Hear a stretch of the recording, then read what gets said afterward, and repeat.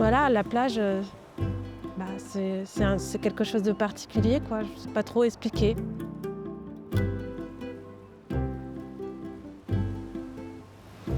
Un endroit plein de mystères, de nature. En Bretagne, ben, tout est... Bon, c'est parfait parce qu'on a la mer. Les Bretons sont très attachés à leur Bretagne, comme des berniques, comme disent les Bretons. Non, vivre ailleurs, non, c'est pas possible.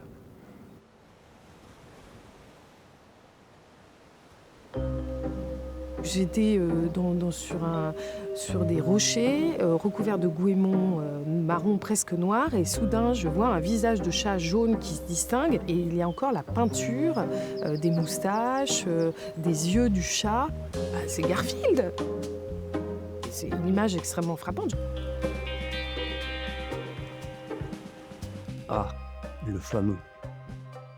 Here comes Garfield. You better look out.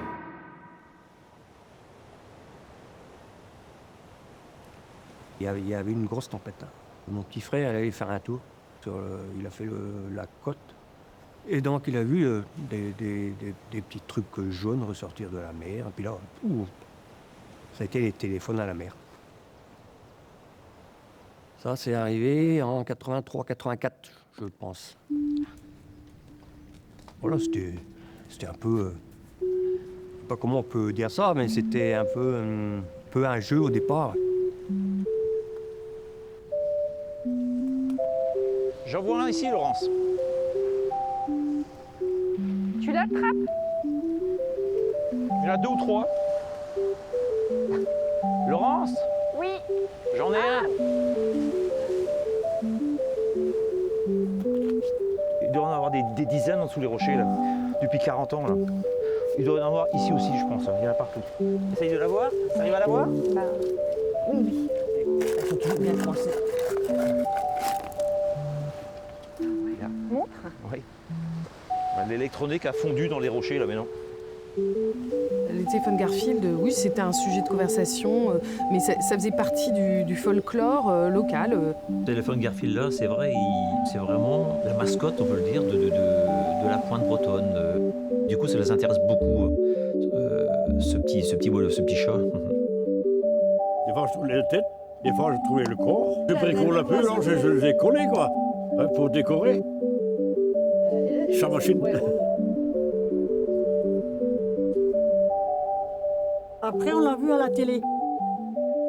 I was just hanging around when suddenly I became a phone. Oh, hello, Grandma. If you're a fan of Garfield, you'll love the new Garfield phone.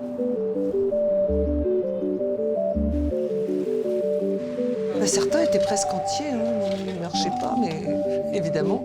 Mais les gamins, c'était la course au trésor. Hein. Ils étaient. Ah, mais quand t'avais l'entier, c'était le Graal. Voilà. Et c'est marrant parce qu'aujourd'hui, quand même, maintenant que je suis grande, maintenant que je suis grande, quand j'en trouve un, je suis trop contente.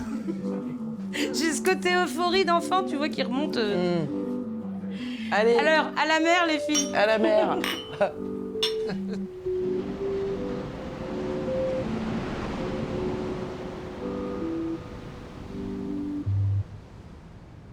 Les téléphones, on les trouvait partout sous les plages, mais on ne savait pas d'où ils partaient. Alors on est vraiment à la pointe ouest de la Bretagne et de la France. Et donc on est juste en face du rail d'Ouessant qui est la route principale de contournement de la France par les bateaux.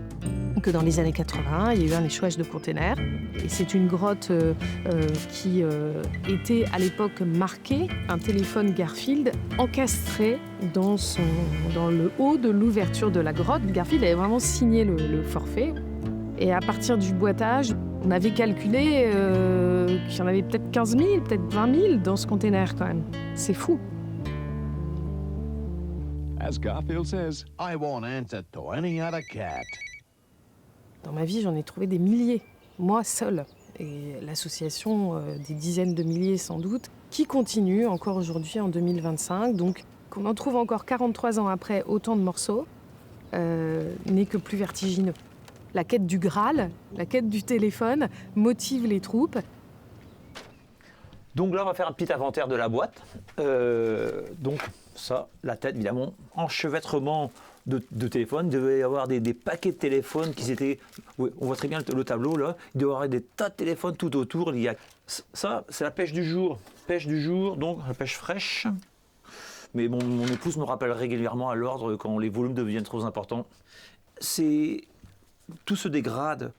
Donc l'explication, elle est ludique et sympathique, quoi. Mais bon, pour parler d'un problème qui est quand même grave, oui, on peut le dire.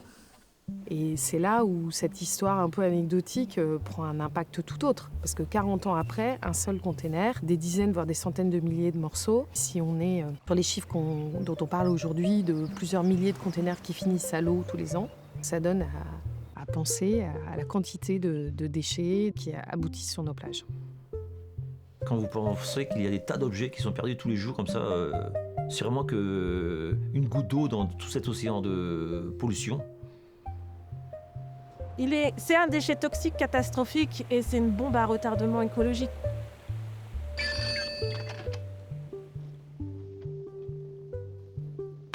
Alors, ces téléphones Garfield représentent justement le fait que nous sommes tous des sujets d'un monde manipulé d'une certaine manière par la publicité, qui nous donne à penser que pour nous réaliser, nous avons besoin de posséder certains objets.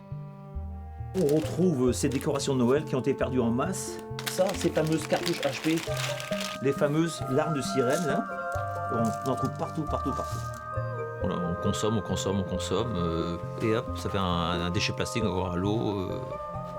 L'idée est simple, hein, c'est moins consommer et consommer différemment, tout simplement.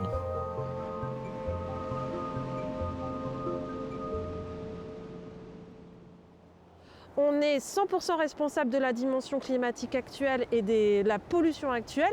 On est aussi acteur des solutions. Donc bienvenue pour une initiative Océane qui est une collecte de déchets aquatiques. Donc on va descendre sur la plage, faire cette collecte pendant 1 heure. Ça c'est le plus difficile. Les microplastiques. Oh, il y a pas mal de caoutchouc par contre.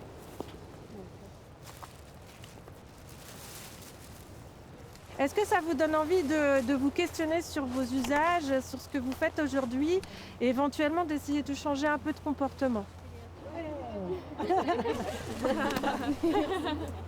à tous. Justement, comment je peux faire différemment et ne pas toujours être dans l'achat du neuf? C'est les petits pas qui font qu'on avance aussi.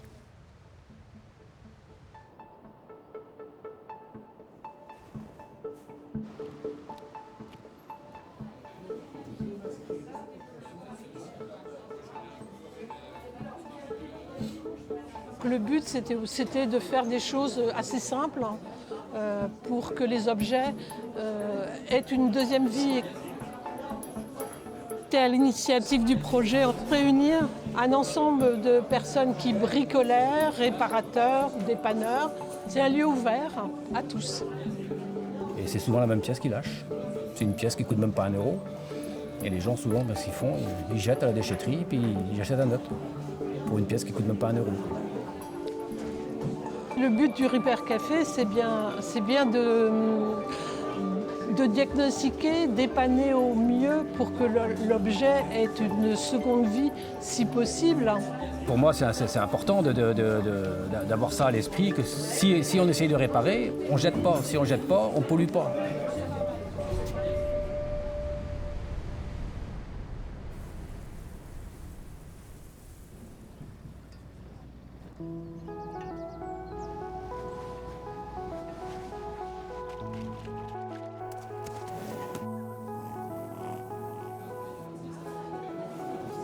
Est-ce possible de réparer ça? Garfield, s'il a trempé un certain temps dans la mer, je ne pense pas qu'il puisse le réparer, mais on ne sait jamais. Il faut essayer. Bon, ça va jouer. Bon, c'est un peu trop tard pour essayer de réparer les téléphones Garfield. Ah si, ça aurait été très intéressant hein, d'en avoir un qui marche. Hein. Ah oui, là, c'est une pièce de musée, ça. Hein. Ok.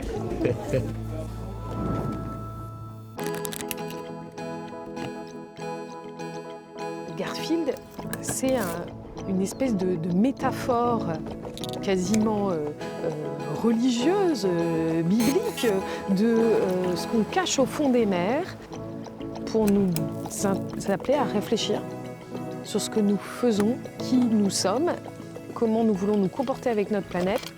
Donc non, l'affaire Garfield, elle n'est pas finie et c'est très bien parce que le message continue aussi.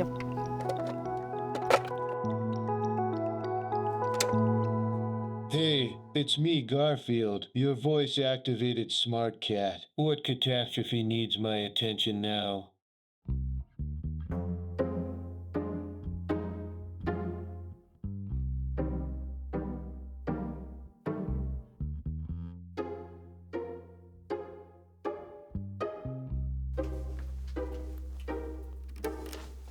Ouh. Gilbert, it's Garfield. Make it quick, I have a nap scheduled. Oui, Garfield, c'est toi. Donc, est-ce que tu es toujours allé à la plage alors? Salt in my fur? Hard pass. D'où viens-tu? Long story. Container, storm, ploof, free seaside vacation. Est-ce que tu aimes la nourriture bretonne? Crepes are fine. Add lasagna filling. Est-ce que tu as faim? I could eat. Actually, I could always eat. Es-tu fatigué? Yes, Gilbert, I'm a cat. A very lazy, magnificent cat. Allez, Garfield, je vais te laisser. Il commence à se faire tard. On m'attend. Au revoir.